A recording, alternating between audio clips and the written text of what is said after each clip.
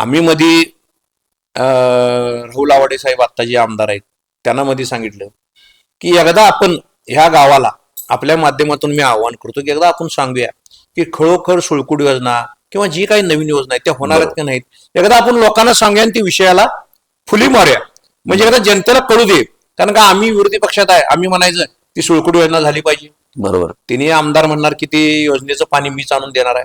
पण 2019 पासून आज 2025 म्हणजे 6 वर्ष झाली. त्याच्या आधी जवळजवळ 5 वर्ष झाली पाणी काय इचलकरंजीला आलं नाही.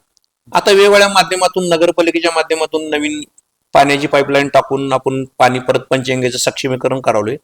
पण पंचगंगेचं पाणी जे आहे की उगमापासून संगमापर्यंत हे प्रदूषितच राहणार आहे. त्यामुळं नवीन पाईपलाईन टाकून आपण पाणी घ्यालोय, पण ते पाणी थोडीफार गरज इचलकरंजी शहराची भागल.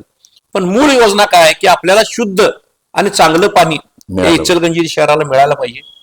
ते मिळणारच नाही आहे.